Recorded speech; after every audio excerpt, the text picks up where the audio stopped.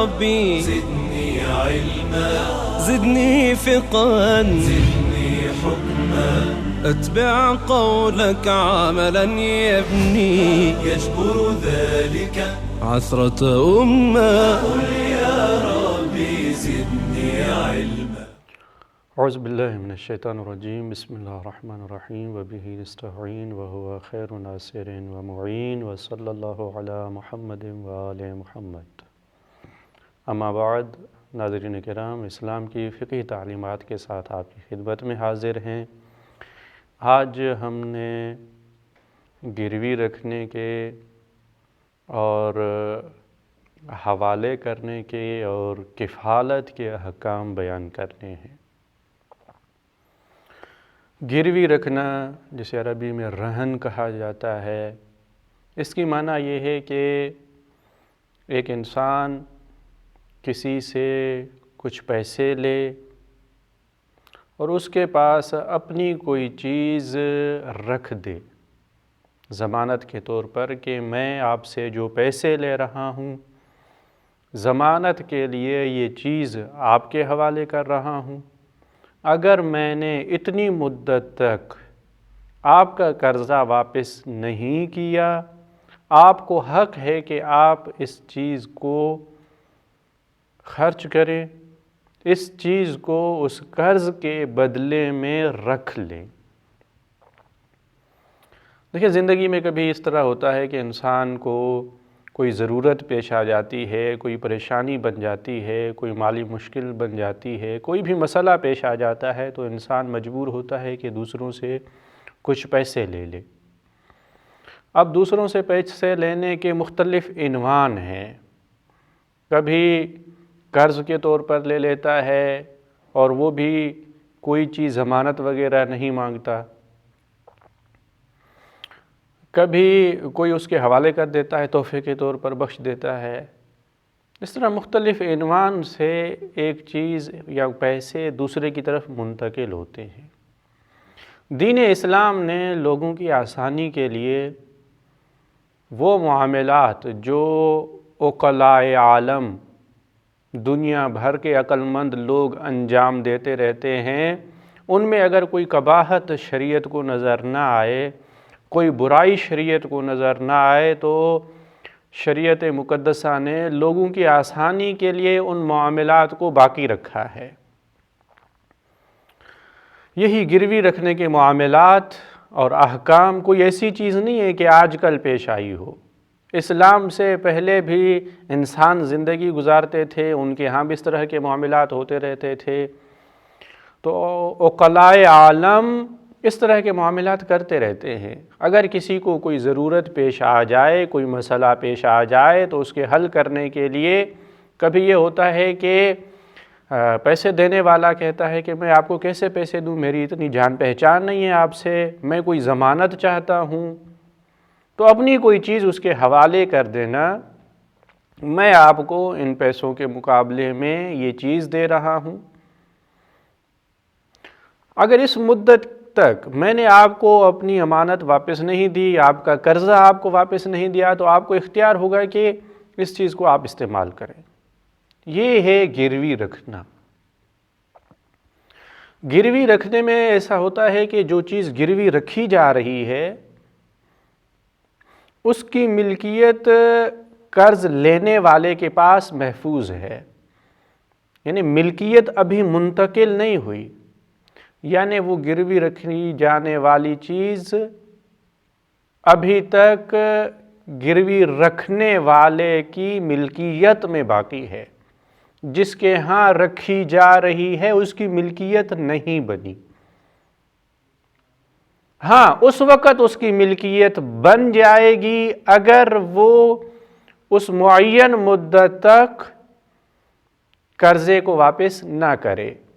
پھر اسے اختیار ہوگا، وہ چاہے کہ اسی چیز کو رکھ لے یا چاہے تو اسے بیچ کر اس کی قیمت کو رکھ لے. بہرحال جب تک گروی کے عنوان سے اس کے پاس ہے، وہ مدت نہ آئے، تو اس چیز کی ملکیت اپنے مالک کے نام محفوظ ہے. اس چیز کا مالک ابھی تک وہی ہے.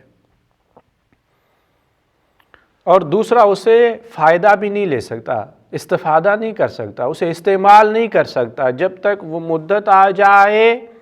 اور گروی رکھنے والا قرض نہ دے۔ ان دو شرطوں کے بعد وہ پھر اسے استعمال کر سکتا ہے۔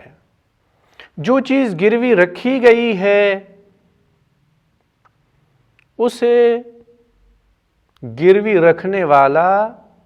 اور جس کے ہاں گروی رکھی گئی ہے،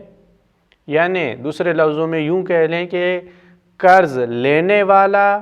اور جس نے قرض دیا ہے، یہ دونوں ایک دوسرے کی اجازت کے بغیر اسے بیچ نہیں سکتے۔ یعنی یہ گروی رکھی جانے والی چیز اگرچہ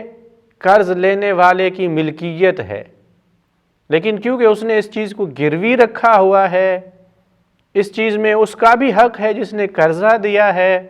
تو اب یہ مالک اس کی اجازت کے بغیر اسے بیچ نہیں سکتا، اسے کسی دوسرے کے ملکیت میں نہیں دے سکتا، اسے تحفے کے طور پر دوسروں کو نہیں دے سکتا، مگر یہ کہ دوسرا بھی اسے اجازت دے دے۔ قرض لینے والا قرض دینے والے کی اجازت سے اس چیز کو بیچ دے،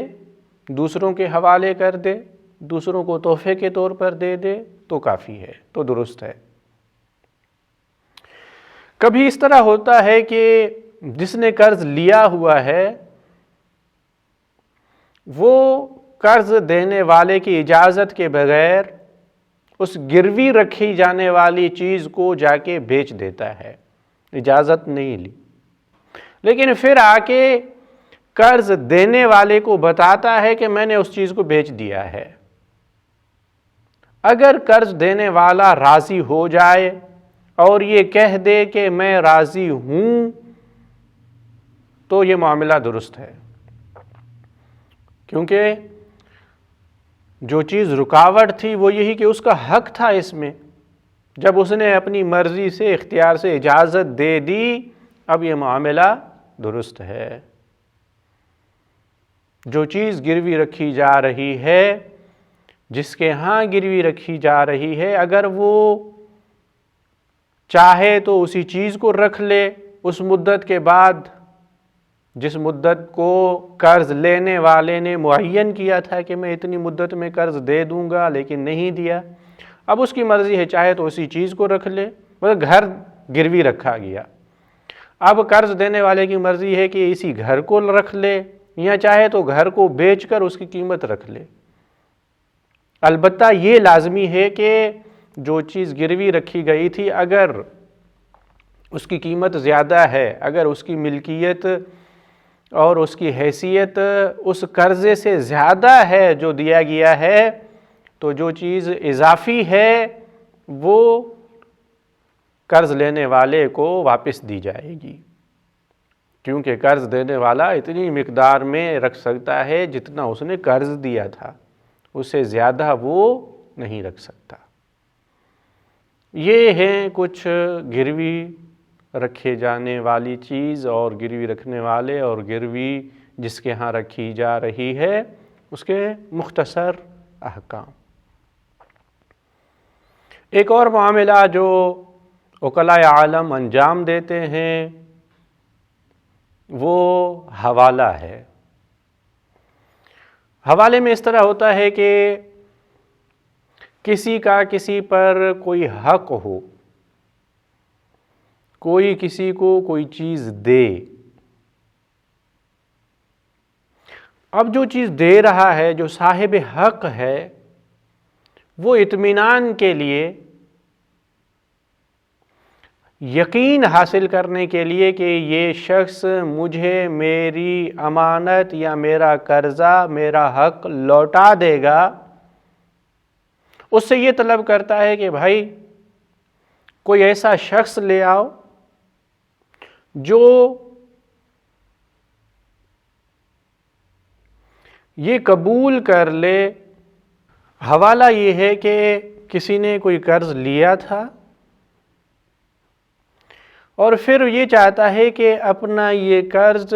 دوسرے کے حوالے کر دے، یعنی قرض لینے والا جا کے قرض دینے والے کو کہتا ہے کہ تمہارا جو قرض میرے ذمے پر تھا، میں نے ادا کرنا تھا، اب میرے بجائے وہ دوسرا شخص تمہارا یہ قرض ادا کرے گا۔ مثلا ہو سکتا ہے اس طرح ہو کہ جس نے قرض لیا ہوا ہے اس کی کوئی چیز یا اس کا حق یا اس کا پیسہ تھا دوسرے شخص پر، تو یہ قرض لینے والا آتا ہے قرض دینے والے کے پاس کہ کیونکہ میرے پیسے پہلے سے اس کے پاس ہیں، میری فلاں چیز اس کے پاس ہے، میں اتنے ایسے طلب رکھتا ہوں، لہٰذا آپ ایسے کریں کہ جو قرض آپ نے مجھ سے لینے کی بجائے آپ فلاں سے لیں۔ تو یہ ہے کہ اپنے قرض کو مقروض دوسروں کے حوالے کر دے کہ میرا یہ قرض میں نہیں دوں گا، میری بجائے فلاں شخص دے گا۔ یہ ہے حوالے کرنا، دوسروں کے حوالے کرنا کہ میرا یہ قرض میری بجائے کوئی دوسرا ادا کرے گا، یہ حوالہ کہلاتا ہے۔ اس میں یہ لازمی ہے کہ جس کے حوالے کیا جا رہا ہے وہ آئے اور یہ قبول کر لے کہ جی ہاں اس کا کوئی حق میرے اوپر بنتا ہے، یا کسی بھی بنیاد پر اس کا قرضہ میں لوٹا دوں گا۔ اب اگر جس نے قرض دیا تھا وہ اس چیز کو قبول کر لیتا ہے، یعنی جو حوالہ قبول کر رہا ہے ایک، اور جس نے قرض دیا تھا دو، ان کا معاملہ آپس میں ہو رہا ہے، یعنی قرض دینے والا قبول کر رہا ہے کہ بھائی جو میں نے قرضہ اس کو دیا تھا، اس زید کو دیا تھا، اس کی بجائے آپ سے لے لوں گا، مجھے تو میری چیز سے غرض ہے، مجھے تو اپنے پیسے چاہیے، چاہے وہ دے دے چاہے تم دے دو، میرے لیے کوئی فرق نہیں کرتا۔ تو جو حوالہ قبول کر رہا ہے وہ اور جس نے قرض دیا تھا، یہ دونوں اگر راضی ہو جاتے ہیں تو یہ حوالہ درست ہے۔ البتہ حوالے کے لیے کچھ شرائط ہے۔ نمبر ایک، حوالہ قبول کرنے والا عاقل ہونا چاہیے، با اختیار ہونا چاہیے، اور اپنی مرضی اور اختیار سے اس چیز کو قبول کرے، اسے مجبور نہ کیا گیا ہو، وہ اپنی مرضی سے قبول کر رہا ہے، اور جس کا قرض ہے وہ بھی اس چیز پہ راضی ہو رہا ہے۔ اس شرط پر یہ حوالہ درست ہے۔ جس نے قرض دیا ہے وہ کسی بھی شرعی عذر کی وجہ سے اپنے مال کو استعمال کرنے میں شریعت کی طرف سے یا حاکم شرع کی طرف سے کوئی رکاوٹ نہ رکھتا ہو۔ کبھی ایسا ہوتا ہے کہ بعض اسباب کی وجہ سے حاکم شرعی کسی بھی شخص کو اپنی ملکیت میں تصرف کرنے اور استعمال کرنے سے روک دیتا ہے، اسے ممنوع تصرف قرار دیتا ہے کہ یہ اپنی ہی ملکیت میں حق تصرف نہیں رکھتا۔ تو یہاں پر جو حوالہ دیا جا رہا ہے، جو شخص حوالہ قبول کر رہا ہے اور قرض دینے والا اجازت دے رہا ہے، تو یہ قرض دینے والا ممنوع تصرف نہ ہو، حاکم شرع نے اسے اپنی ملکیت میں تصرف کرنے سے روک نہ دیا ہو۔ اگر اسے روکا گیا ہے تو یہ اجازت بھی نہیں دے سکتا۔ لہٰذا حوالے میں یہ لازمی ہے کہ جس نے قرض دیا ہوا ہے وہ ممنوع تصرف نہ ہو، اپنی ملکیت میں حق تصرف رکھتا ہو۔ تیسری شرط یہ ہے کہ حوالہ وہاں پہ دیا جا سکتا ہے جہاں پہ قرض لینے والے نے یقینی طور پہ قرض لے لیا ہو۔ تو حوالہ وہاں نہیں دیا جا سکتا جہاں ابھی تو قرضہ نہیں لیا گیا، لیکن کہا جا رہا ہے کہ میں جب آپ سے قرض لوں گا تو میرا قرض فلاں شخص آپ کو دے گا، یہ درست نہیں ہے۔ حوالہ وہاں پر ہوتا ہے جہاں پہ قرض لیا جا چکا ہو، قرضہ یقینی ہو، پھر قرض لینے والا آ کے اپنا قرض دوسروں کے حوالے کر دے کہ میرے بجائے یہ شخص آپ کو ادا کر دے گا۔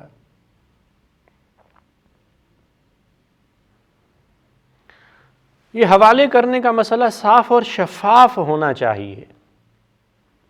یعنی سب کچھ واضح کر دینا چاہیے۔ قرضہ کتنا دیا گیا ہے، کس نے دیا ہے، کس نے لیا ہے، اور اس حوالے کو ابھی قبول کون کر رہا ہے، وہ جنس کیا تھی جو لی گئی ہے، ان تمام چیزوں کو واضح ہو جانا چاہیے، کیونکہ جب تک معاملہ صاف اور شفاف نہ ہو تو شریعت اس معاملے کو قبول نہیں کرتی۔ بعد میں جا کے اختلافات ہوں، شکایتیں پیدا ہوں، جھگڑے ہوں، اس سے پہلے ہی بہتر ہے کہ اس کا دروازہ بند کر دیا جائے اور معاملے کی تمام جہات کو واضح اور مشخص کر دیا جائے۔ یہ حوالے میں لازمی ہے۔ کچھ احکام اس کے بیان کر لیں۔ جس نے قرض دیا ہے اس کی مرضی ہے کہ اس حوالے کو قبول کرے یا نہ کرے، کیونکہ اس نے کچھ پیسے دیے ہیں، جس نے قرض لیا ہے اسے دیے ہیں، اب یہ اس قرضے کو دوسروں کے حوالے کر رہا ہے تو قرض دینے والے کی مرضی ہے کہ اس حوالے کو قبول کرے یا نہ کرے، اگرچہ وہ جانتا ہے کہ جس کے حوالے کیا جا رہا ہے وہ تیسرا شخص وہ پیسہ واپس کر سکتا ہے، اس کے پاس پیسے ہیں، لیکن پھر بھی اگر یہ چاہے تو اس حوالے کو رد کر سکتا ہے، اسے یہ حق حاصل ہے۔ لیکن جب اس نے قبول کر لیا، حوالے قبول کرنے والے نے بھی قبول کر لیا، تو اب یہ معاملہ لازم بن چکا ہے۔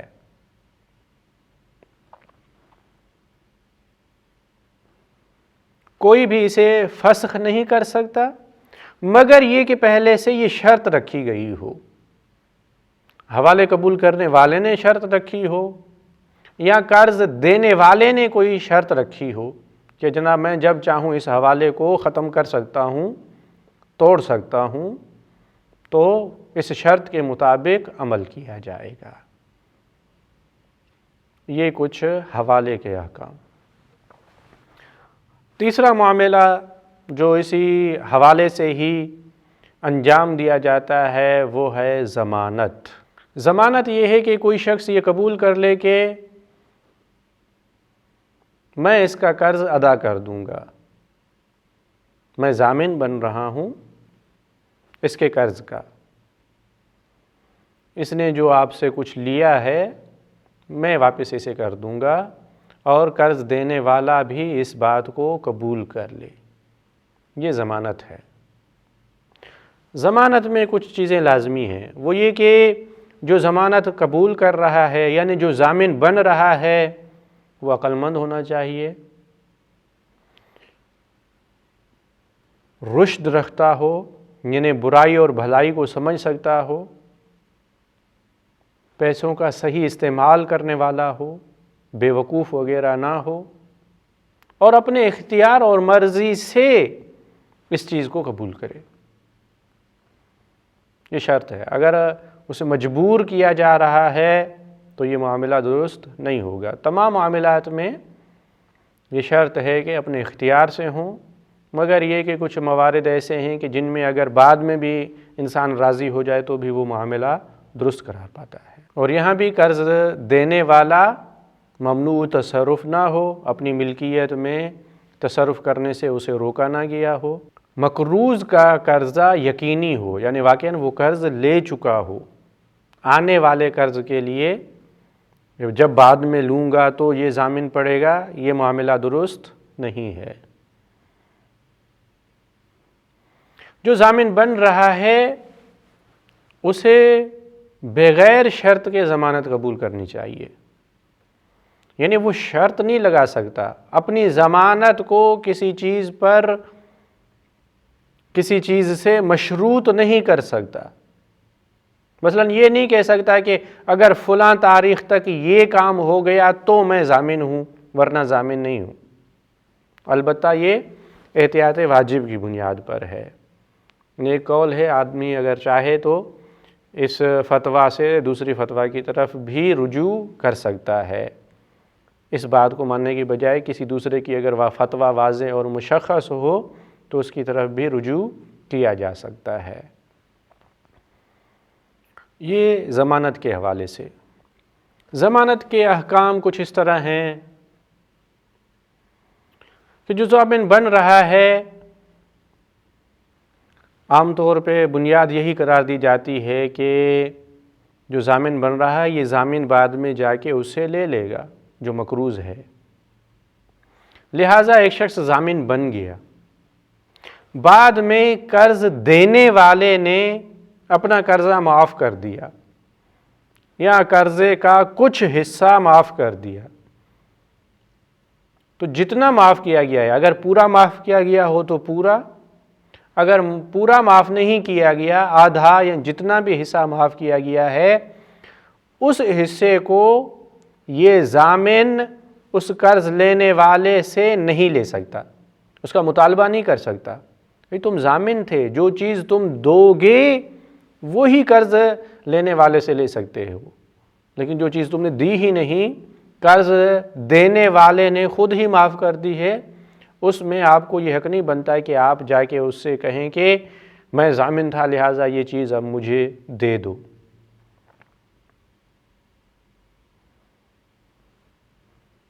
جو ضامن بن چکا ہے وہ ضمانت کو ختم نہیں کر سکتا، اب یہ ضمانت اس کے لیے لازمی ہے، مگر یہ کہ جس نے قرض دیا تھا وہ اپنے قرض وغیرہ کو معاف کر دے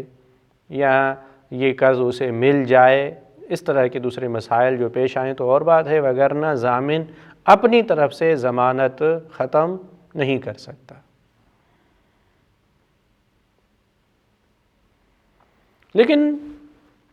لیکن شروع میں ہی ضامن اور جس نے قرض دیا ہے یہ شرط لگا سکتے ہیں کہ ہم جب چاہیں اس ضمانت کو ختم کر سکتے ہیں۔ ضامن شروع میں ہی اگر یہ شرط لگائے کہ میں ضامن تو بن رہا ہوں لیکن میری مرضی ہے میں جب چاہوں اس ضمانت سے بری ذمہ ہونا تو بری ذمہ ہو سکتا ہوں، اگر قرض دینے والا اس بات کو قبول کر لے یا قرض دینے والا یہ کہے کہ میں جب چاہوں اس کی ضمانت کو ختم کر دوں، اگر یہ شرط پہلے سے معین کی جائے تو اس شرط کے مطابق عمل کرنا درست ہوگا۔ اگر کوئی شخص کسی کا ضامن بن رہا ہے لیکن جس کا ضامن بن رہا ہے اسے بتائے ہی نہیں، اس کے بتائے بغیر جس نے قرض دیا تھا اس کے پاس جا کے کہتا ہے کہ میں اس کا ضامن ہوں اور اپنی طرف سے اس کے پیسے بھی ادا بھی کر دے، اس صورت میں اسے یہ حق نہیں بنتا ہے کہ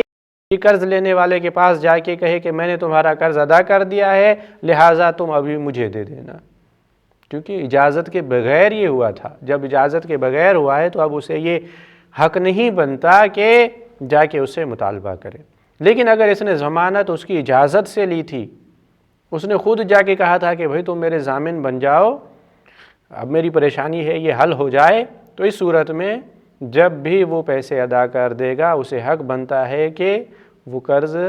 لینے والے کے پاس جا کے مطالبہ کرے۔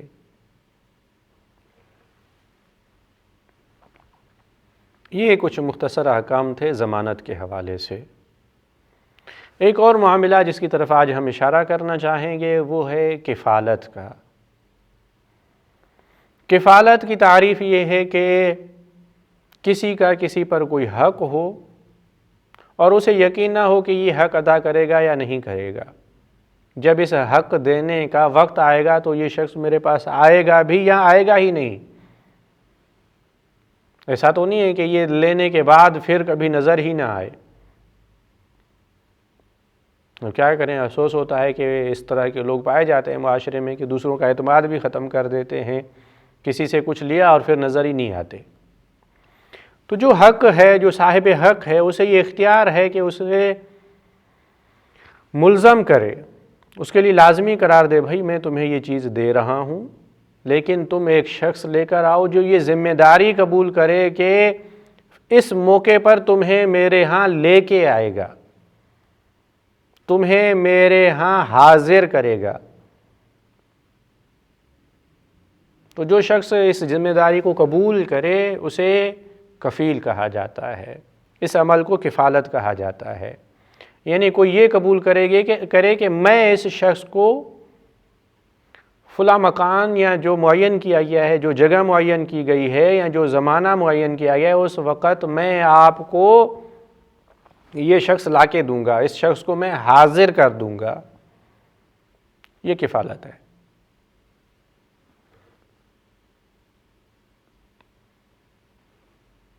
جو شخص کفیل بن رہا ہے اس کے لیے لازمی ہے کہ وہ عاقل ہو، وہ بالغ ہو،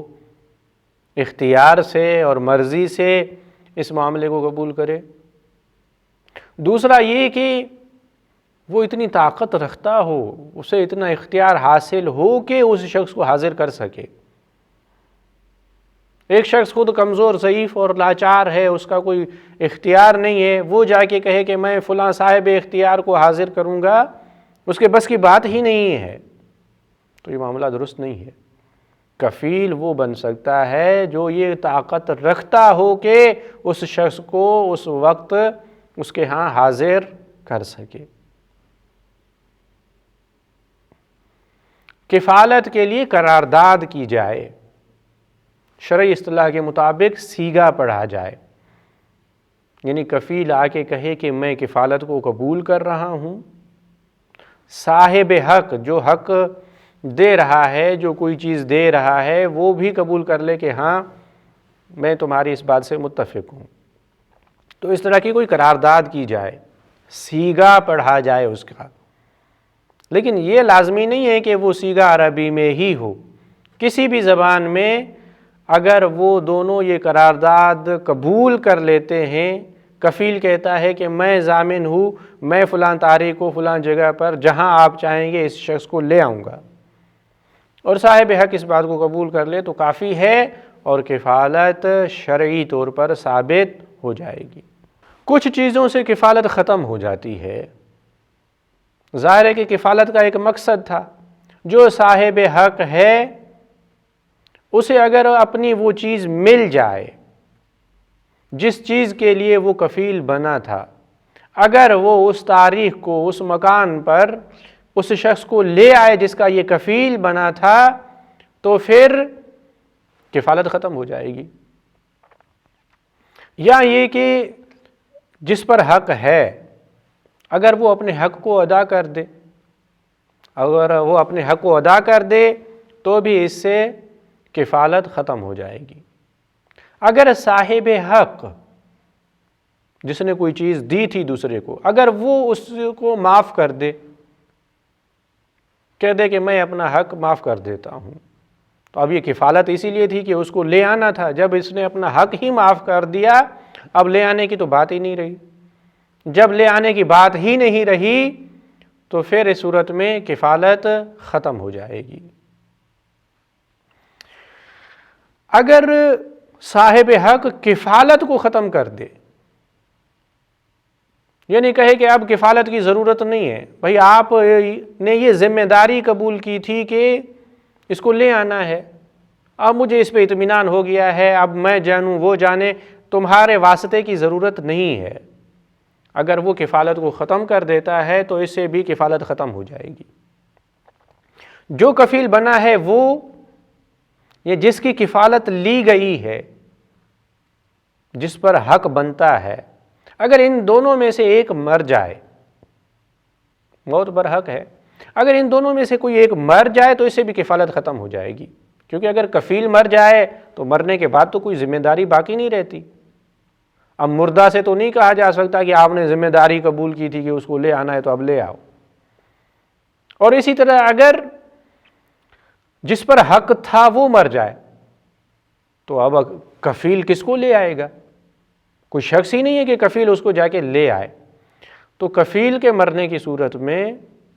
یا جس پر حق تھا اس کے مرنے کی صورت میں کفالت ختم ہو جاتی ہے۔ البتہ کفالت کے حوالے سے یہ مسئلہ بھی اہم ہے کہ کفیل بننا مکروہ ہے، یعنی اچھا عمل نہیں ہے کہ انسان کفیل بنے کہ میں فلاں کو حاضر کر دوں گا، فلاں میری مٹھی میں ہے، میں جب چاہوں اسے حاضر کر سکتا ہوں۔ البتہ ہم پہلے بھی کہہ چکے ہیں کہ اس طرح کے معاملات میں کراہت اس وقت ہے جب اختیاری حالات ہوں، لیکن ایک شخص پریشان ہے، اسے بہت بڑی پریشانی ہے، اسے کہیں سے پیسوں کی ضرورت ہے اور وہ یہ کہہ رہا ہے کہ بھائی کفیل کوئی لے کر آؤ جو تمہاری کفالت کو قبول کرے، وہ پریشانی کی صورت میں، مجبوری کی صورت میں یہ کراہت کم ہو جاتی ہے، یا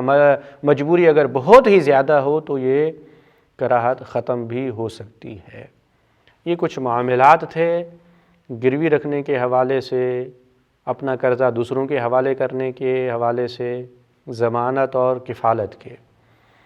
اسلام نے ان عقلائی مسائل کو، معاملات کو درست قرار دیا ہے تاکہ عقلاء عالم اپنی پریشانیوں کے حل کے لیے